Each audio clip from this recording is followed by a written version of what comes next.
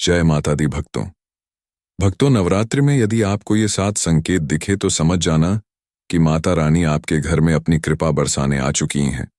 दोस्तों, आपको यह संकेत साक्षात तभी मिलते हैं जब मां आपके घर में विराजमान होती हैं, आप पर कृपा बरसाने आती हैं, आपका कर्ज और आपकी निर्धनता मिटाने आती हैं और आपको संपूर्ण कष्टों से मुक्ति देने आती हैं।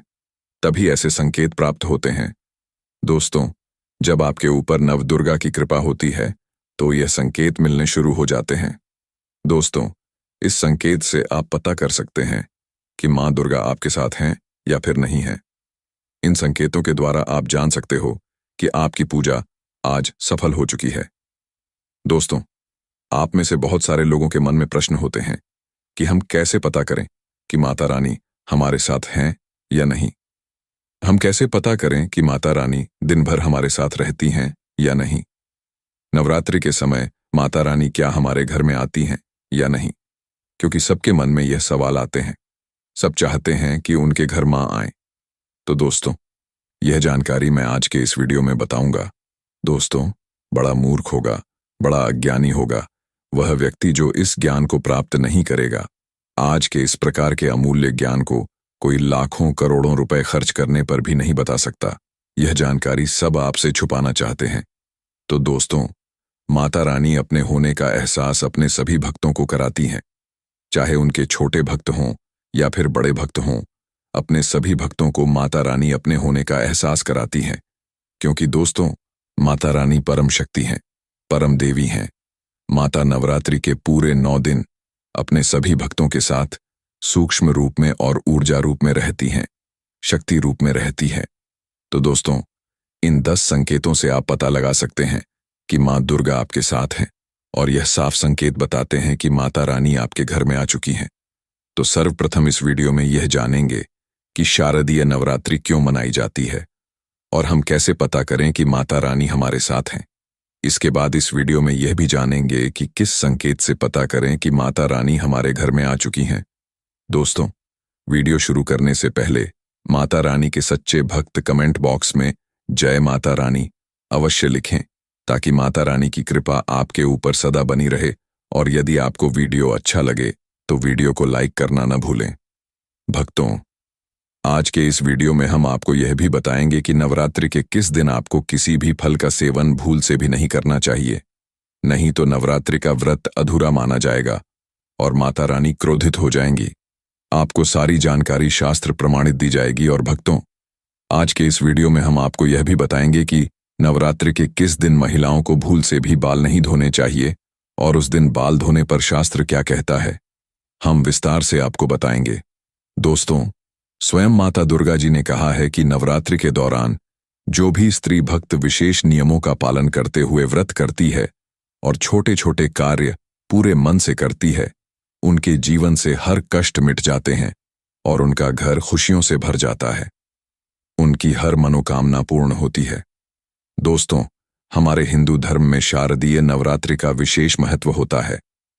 वैसे तो एक वर्ष में 4 नवरात्रि आती हैं और हर नवरात्रि में माता दुर्गा स्वर्ग से धरती पर प्रवास करती हैं, परंतु शारदीय नवरात्रि के दौरान माता दुर्गा हाथी पर सवार होकर पधारती हैं। यह वेदों में स्पष्ट रूप से लिखा हुआ है। जब भी माता रानी हाथी पर धरती पर आती हैं तो यह बहुत शुभ संकेत होता है और भक्तों के जीवन में खुशहाली लाता है। यही कारण है कि शारदीय नवरात्रि को सबसे ज्यादा फलदायी माना जाता है, क्योंकि इस दौरान माता रानी अत्यंत प्रसन्न मुद्रा में होती हैं और अपने दोनों हाथों से अपने भक्तों पर कृपा बरसाती हैं। शारदीय नवरात्रि में की गई पूजा, साधना और व्रत कभी व्यर्थ नहीं जाते। अगर सच्चे मन से मां की सेवा की है तो आपकी मुराद वह अवश्य पूरी करती है। इस नवरात्रि पर आपके सारे दुख कष्ट दूर होंगे। जो भी उपाय आप करेंगे वे शीघ्र फल देंगे। दोस्तों, सच्चे हृदय से कमेंट बॉक्स में लिख देना जय माता रानी। आज के वीडियो का जो विषय है वह बहुत ही ज्ञानवर्धक और सुंदर विषय है। नवरात्रों में चाहे कुछ भी कर लेना, लेकिन यह कार्य जरूर कर लेना। बिना पूजा के ही सारा फल मिल जाता है। आप चाहे कुछ करें या न करें, लेकिन नवरात्रों में यह एक कार्य जरूर कर लेना। मैं माता रानी की सौगंध खाता हूं, माता लक्ष्मी खुद आपके घर चलकर आएंगी। आगे आपकी मर्जी। दोस्तों, नवरात्रि में बिना व्रत बिना पाठ के आपको संपूर्ण नवरात्रि का फल मिल जाएगा। यह वीडियो ध्यान से देखना। अगर आपने व्रत नहीं रखा है, कोई बात नहीं, आपको परेशान नहीं होना है, क्योंकि कभी कभी हम काम के चलते या किसी ऑफिस वर्क की वजह से माता रानी को नवरात्रों में समय नहीं दे पाते। तो आपको परेशान नहीं होना है। अगर आपने व्रत नहीं रखा है, कोई बात नहीं, पूजा नहीं कर रहे हैं, कोई बात नहीं दोस्तों, बस एक काम कर लेना है। नवरात्रि में जितने भी लोग पूजा पाठ करते हैं, उससे भी आपको अधिक फल प्राप्त होगा। तो यह वीडियो ध्यान से देखना। तो भक्तों, आइए सबसे पहले जानते हैं कि नवरात्रि में ऐसा कौन सा कार्य करने से बिना व्रत, बिना पूजा या फिर बिना कन्या भोजन के सारे फल की प्राप्ति हो जाती है। मैं प्रामाणिक जानकारी बताऊंगा, जो शास्त्रों के अनुसार लिखी हुई जानकारी होगी। तो भक्तों, कमेंट बॉक्स में अपनी राशि भी डाल दें। यदि आपकी राशि के अनुसार आपके लिए कोई उपाय होगा, तो हम आकर कमेंट बॉक्स में रिप्लाई करके बता देंगे। तो चलिए शुरू करते हैं आज के इस ज्ञानवर्धक वीडियो को। शास्त्रों में नवरात्रि के दौरान देवी दुर्गा को प्रसन्न करने के लिए कुछ विशेष उपाय बताए गए हैं। इन उपायों को करके आप मां दुर्गा का आशीर्वाद प्राप्त कर सकते हैं। नवरात्रि पर अगर कुछ शुभ कारक चीजों को आप घर में ले आते हैं, तो अनेक प्रकार के लाभ आप इनसे पा सकते हैं। आपकी धन की समस्या हो, नौकरी कारोबार की समस्या हो, घर के क्लेश दूर करने हो, बच्चों की पढ़ाई लिखाई की समस्या हो, हर समस्या का समाधान पा सकते हैं। अलग अलग कामनाओं की पूर्ति के लिए अलग अलग चीजें बताई गई हैं। तो वीडियो को आखिर तक जरूर देखें और कमेंट बॉक्स में जय माता दी जरूर लिखें। दोस्तों, सनातन धर्म में तुलसी के पौधे का काफी महत्व बताया गया है। भगवान कृष्ण, श्री हरि विष्णु जी, मां लक्ष्मी, इनके भोग में तुलसी के पत्ते को डालना अनिवार्य बताया गया है।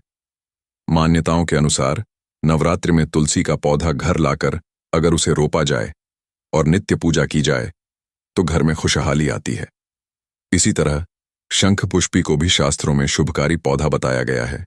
कहा जाता है कि अगर नवरात्रि के दौरान कभी भी शंख पुष्पी की जड़ को लाकर चांदी की डिब्बी में भरकर धन रखने वाले स्थान पर रखा जाए, तो धन वैभव में बढ़ोतरी होती है और घर में बरकत आती है।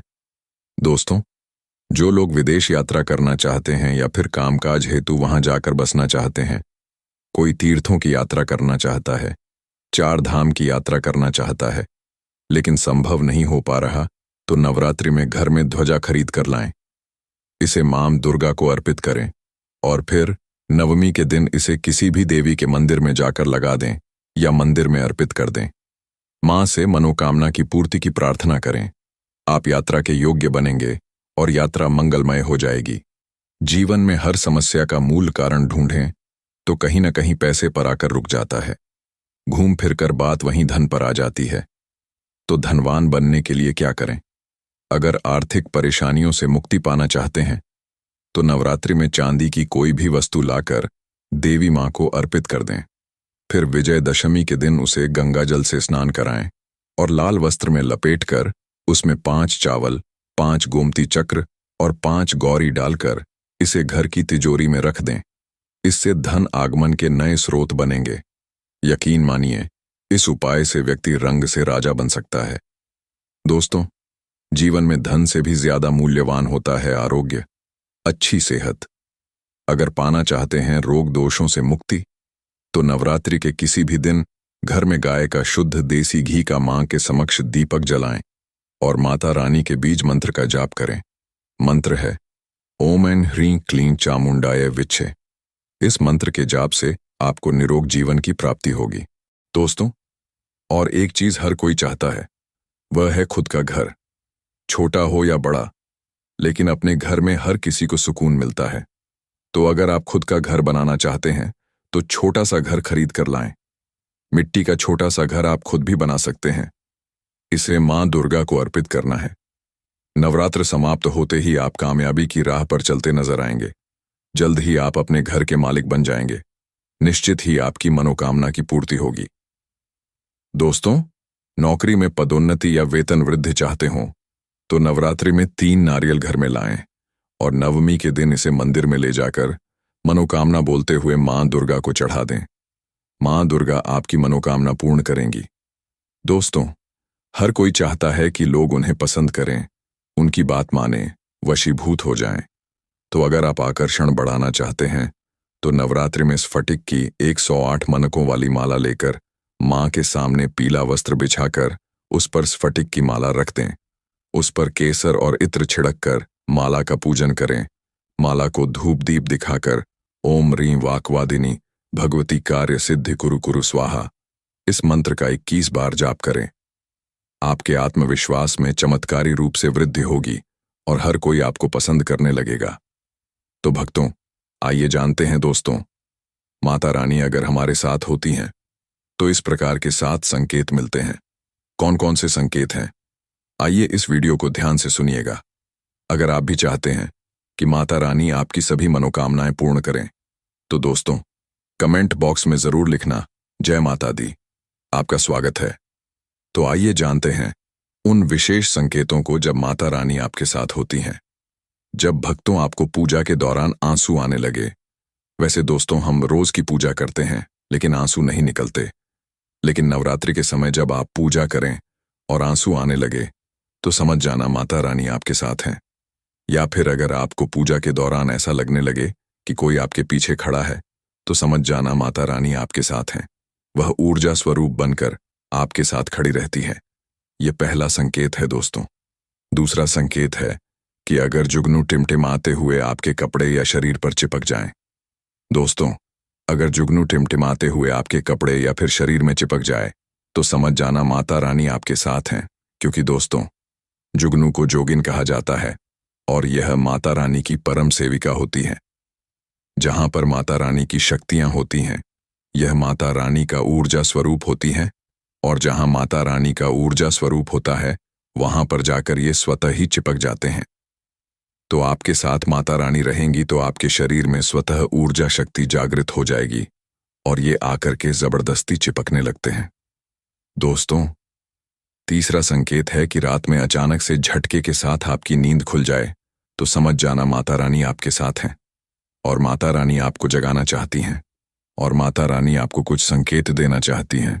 इसके बाद चौथा संकेत है कि आपके आसपास अगर इत्र, लोबान, धूप, चमेली या फिर अन्य पुष्प जो आपके घरों के आसपास नहीं पाए जाते लेकिन फिर भी आपको उनकी सुगंध आ रही है तो समझ जाना चाहिए कि माता आपके साथ मौजूद है। माता रानी जब आपके पास होती हैं तो दोस्तों, लोबान की खुशबू आती है, धूप और चमेली के पुष्प की खुशबू आती है और ऐसे पुष्पों की खुशबू आती है दोस्तों जिसकी सुगंध हमने कभी नहीं ली और जो हमारे घरों के आसपास नहीं होते हैं। तो इस संकेत से भी आप पता कर सकते हैं कि माता रानी आपके साथ ही हैं।